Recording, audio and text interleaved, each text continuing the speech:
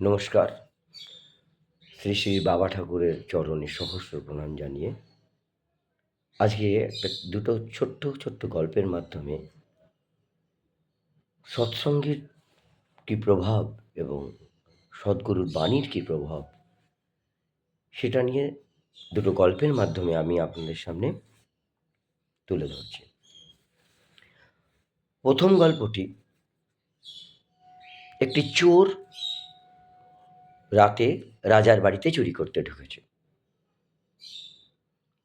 চুরি করতে যাওয়ার পর যখন ঢোকার পরেই সে রাজা রানীর তার কন্যাকে কেন্দ্র করে কথোপকথন শুনতে পেয়েছে, যে বলছে রানী রাজাকে বলছেন যে আমার কন্যাকে সবাই তো কন্যাকে রাজার সঙ্গে বিয়ে দেয়, আমি তার সঙ্গে বিয়ে দেবো যে প্রকৃত সংসারের শান্তি এবং সুখ উপলব্ধি করেছে, অর্থাৎ সেই সন্ত সাধু মহান আত্মা যারা, তাদের সঙ্গে বিয়ে দেবো, এরকম একটা পরিকল্পনা করছে। তাহলে আমার মেয়ে প্রকৃত সুখের সন্ধান পাবে। চোর ওটা শুনে নিয়ে ও পরিকল্পনা করলো যে আর চুরি করবো না এই বাড়িতে। আমি যেখানে ওই সকাল রাজা রানীকে বললেন যে সকালবেলা আমাদের যে বাগানে সব সন্ত সাধুরা থাকেন, সেই সেখানে আমি যাব, গিয়ে সাধুদের যে কোনো একজনের সঙ্গে আমার মেয়ের বিয়ের কথা বলবো। চোর কী করলো, সেই চুরি না করে সেই সকালবেলা ভাবলো এই পুরো সম্পত্তি আমি যদি পেতে চাই, আমি কালকে সাধুদের মাঝখানে সাধু সেজে বসে যাব, তাহলেই আমার আশা চরিতার্থ হবে। সেই রূপ সকালবেলা, তারপর দিন সকালবেলা সেই চোর সাধুদের মাঝখানে গিয়ে বসে আছেন। রাজা রানী যথারীতি বেরিয়েছেন প্রথম সাধুকে, বাবা আমার মেয়েকে যদি আপনি গ্রহণ করেন পত্নী হিসেবে। সাধু বলল, দেখো মা, সং মানে মিথ্যে, সং মানে মিথ্যে, মিথ্যে যেখানে তার সার, তার নাম সংসার, সংসারে বন্ধন হতে আমি চাই না। দ্বিতীয় সাধু, কামিনী কাঞ্চন ও তো বড় যন্ত্রণার জিনিস, আমাকে এর থেকে মুক্তি দাও রাজন, আমি এটা গ্রহণ করতে পারলাম না। তৃতীয় সাধু,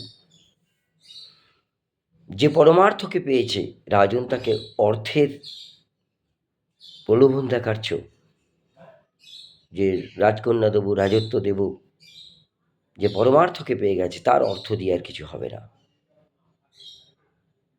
চতুর্থ সাধু, যার কাছে যা পেলে আর পাওয়ার কিছু থাকে না, যাকে জানলে আর জানার কিছু থাকে না, সেই বোধে যখন উপলব্ধি হয়ে, সেই বোধ আমার মধ্যে উপলব্ধি হয়েছে, আর রাজন এই পার্থিব জগতের অপার্থিব যে পেয়ে গেছে, তার পার্থিব জগতে চোর ভাবছে এরা কি পেয়েছে, কি জিনিস পেয়েছে যার জন্য রাজের সমস্ত সুখ এরা বর্জন করতে চাইছে। কি আছে? তাহলে নিশ্চয়ই কিছু আছে। আমার এই প্রাপ্তির থেকেও, ধনসম্পদের থেকেও বেশি আনন্দের।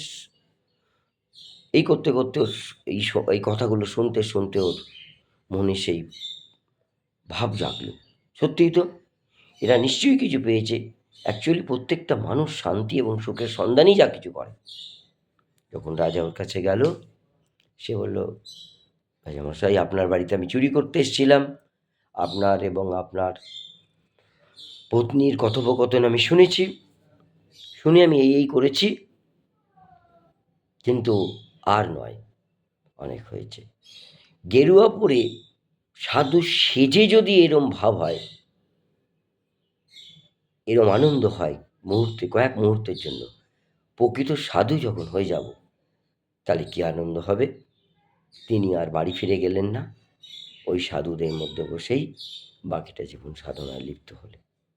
অর্থাৎ সৎসঙ্গের একটা কি সাংঘাতিক কয়েক মুহূর্ত, আমরা যদি প্রত্যেকে সৎসঙ্গ করতে পারি। সৎ মানে শাশ্বত, অনন্ত, চিরন্তন, কিন্তু সৎ মানে অনিষ্ট না। সৎসঙ্গ তথাকথিত সৎসঙ্গ না এটা। অর্থাৎ এই যে সৎসঙ্গের প্রভাব, প্রকৃত সৎসঙ্গ, আমরা জানি ভাইব্রেশন ট্রান্সফার হয়, ওই সাধুদের ভাইব্রেশনের মধ্যে ট্রান্সফার হয়েছিল। অর্থাৎ সাজা সাধু না, কিন্তু তাহলে হবে না, যে প্রকৃত সাধু যার সমস্ত বাবা ঠাকুরের মতে, শ্রী শ্রী বাবা ঠাকুর দারুণ, যার সমস্ত স্বাদ উড়ে গেছে, সেই সাধু, সেই সজ্জন, সেই গুণীজন, তার সান্নিধ্যে গেলে এরম সঙ্গ করলে তার প্রভাব পাওয়া যায়। নমস্কার। দ্বিতীয় গল্পটি শ্রী শ্রী বাবা ঠাকুরের গল্প, আত্মবিদ্যা থেকে নেওয়া, অসাধারণ একটি গল্প। সেই চোরেরই কাহিনী।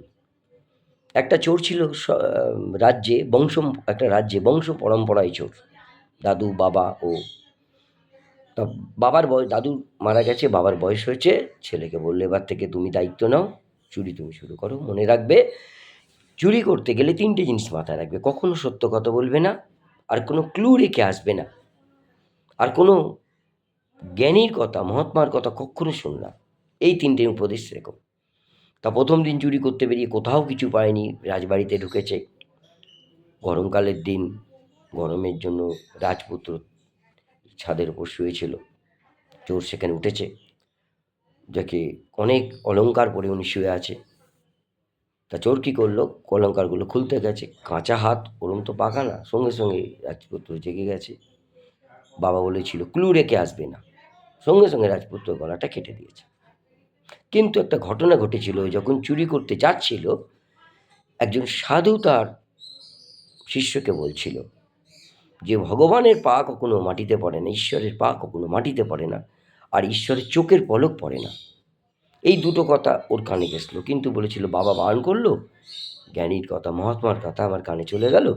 যাই হোক, যখন ওর রাজপুত্রকে মেরে দিয়ে চলে এসছে, সারা রাজ্যে মানে সবাই রেডিকার যে রাজপুত্র মারা গেছে, রাজা ঘোষণা করলো যে এই চোরকে যে ধরে নিতে, আমার ছেলেকে যে মেরেছে, যে ওকে ধরে দিতে পারবে তাকে এই দেবো, এই দেবো, অনেক কিছু। তা কিছুতেই পাচ্ছে না, কোথাও খুঁজে পাচ্ছে না। মন্ত্রী তখন বললো, দেখুন রাজামশাই, আমাদের এই রাজ্যেরই শেষে একটা বংশ পরম্পরায় চোর আছে, ওদের ধরে আনি। রাজা ছিল ধার্মিক রাজা, বললো হ্যাঁ, স্বীকার করলেই তবে ওকে স্বীকার করবে, তাহলেই ওকে 5 দিন ধরে দেখো, তারপরে স্বীকার না করলে, যদি ও স্বীকার করে ওকে দিয়ে স্বীকার করে দেবো। ঠিক আছে, ধরে নিয়ে এসছে ওকে। ওই ছেলেটা কি কারাগারে রেখে জিজ্ঞেস করছে তুই করেছিস কি না। ওর বাবা বলেছে কখনো সত্য কথা বলবে না, কখনো কোনো ক্লু রেখে আসবে না, আর কখনো মহাত্মার কথা শুনবে না। ও বলছে আমি করিনি, আমি করিনি। তখন রাজা এক প্রকার সিদ্ধান্ত নিয়ে ফেলেছে, ওকে ছেড়ে দেবো। একজন মহিলা, ওই গ্রামের, খুব গরিব, খুব কালো, উনি উনি বললো রাজার কাছে এসে, রাজামশাই আমি এই কাজটার দায়িত্ব নিচ্ছি, আমি ওনাকে স্বীকার করবো, তাহলে আপনি যা যা বলেছেন, স্বর্ণমুদ্রা যা যা আছে আপনি দেবেন। ঠিক আছে। বলছে রাত্রির 12টার সময় সমস্তগুলো দরজাগুলো খোলা রাখবেন, যে জেলে উনি আছেন আমি যাব। তো উনি ভদ্রমহিলা চুল ছেড়ে দিয়েছে, এত বড় টিপ পরেছে, আলতা পরেছে, পরে লাল শাড়ি, সাদা শাড়ি, লাল পাড় পরে চোরের কাছে গেছে। গিয়ে বলছে, চোর দেখেই, আর চোর ডাকাতরা কালীভক্ত হয় একটু, মা তুমি এসেছো মা? বলছে সত্যি কথা স্বীকার কর, তুই কী করেছিস? বলছে আমি তোমার সামনে মিথ্যে কথা বলবো না, আমি সত্যি কথাই বলবো, স্বীকারও করবো। বলেই ওর পাটা দেখছে, ওই ভদ্রমহিলার পা মাটিতে, চোখের পলকটাও পড়ছে। ওই জ্ঞানীর কথা ওর মাথায় পড়লো, যে হ্যাঁ, মাথায় মাথার মধ্যে খেলে গেল হচ্ছে এত, যে উনি বলেছিল যে ঈশ্বরের পা কখনো মাটিতে পড়ে না, চোখের পলক পায় না। মা তুমি তো ঈশ্বর নও, তুমি বলো তুমি কে, আগে তুমি বলো, তুমি তুমি ঈশ্বর হতে পারোই না। তখন ভদ্রমহিলা ফিরে গিয়ে বললো, রাজামশাই আমার দ্বারা এটা হবে না। রাজা তখন ওকে ছেড়ে দিল। চোরটি তখন ভাবলো, আচ্ছা জ্ঞানীর দুটো কথা আমার প্রাণ ফাঁসি অবধারিত হতো, আমার জীবন নাশ হয়ে যেত। জ্ঞানীর দুটো কথা আমার সারাটা জীবন বাঁচিয়ে দিল। তাহলে যদি আমি জ্ঞানীর সঙ্গ করতে পারি, তাহলে আমি কোথা থেকে কোথায় চলে যাব। সেই দুটো কথার মধ্যে ও বাড়ি ফিরে গেল না, আর ও সাধু হয়ে, সংসার ত্যাগী হয়ে সাধনায় লিপ্ত হলো। অর্থাৎ এই গল্প দুটোর মরাল অফ দ্য স্টোরি যদি আমরা দেখি, সৎ বাক্য, বাবা ঠাকুরের দ্বিতীয় ওই কথাটি খুব সুন্দর, শোনাটা যদি ঠিকঠাক হয়, তাহলে ওটা তালমের সহকার পাল্টে দন্ত সহকার হয়ে যায় শোনা। তা শোভন যদি, সঙ্গ যদি ঠিকঠাক হয়, তাহলে তার প্রভাব অবশ্যই পড়ে। নমস্কার, আজকে এইটুকুই।